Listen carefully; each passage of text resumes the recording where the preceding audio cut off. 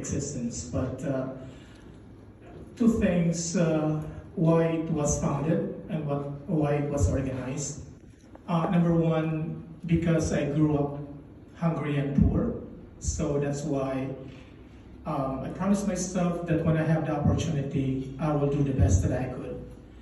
That's number one. Number two, a lot of people has helped me when I immigrated into this country, but one person that has really touched me is an admiral of the Navy that has helped me with a lot of stuff, education, financially, talking to him every day about policies, politics, as well as a foreign national policy of the United States, as well as most of my conversations with him with Israel. That's why when I had my master's, I specialized on Israel conflict, but most specifically about identity conflict, because part of the things that I have mastered is the basic need of the person.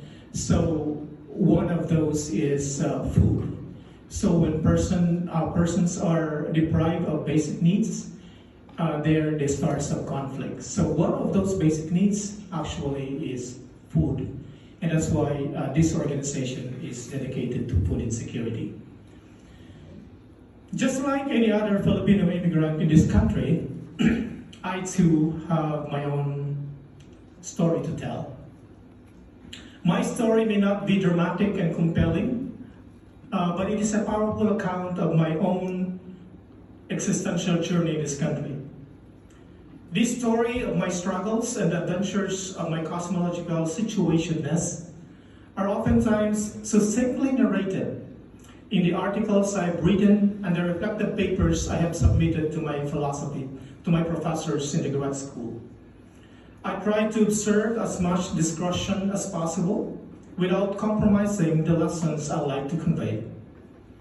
Over the last 11 years, Family Alliance for Veterans Care has become part and parcel of that story because of my great appreciation for the men and women who fought and defended the cause of democracy.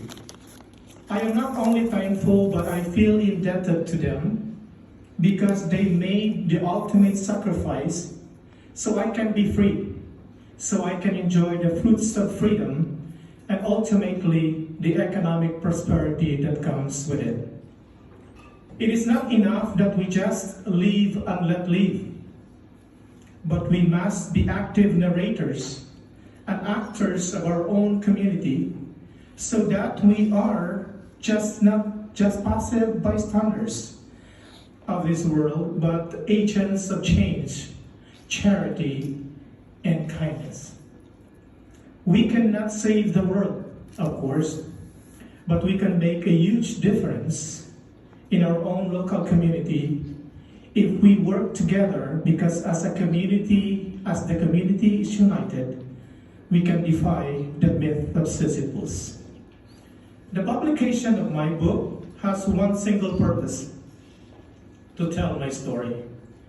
That story is not perfect, but I hope we can start a conversation and dialogue. It is in this posture that we can discover and develop our own giftedness. It is in our throneness that we are humbled and discover and appreciate the greatness of the other person. The recognition that we do not just exist as an I or ako, but we exist as an idol. We exist with the other person. With this, I'd like to welcome you again and thank you.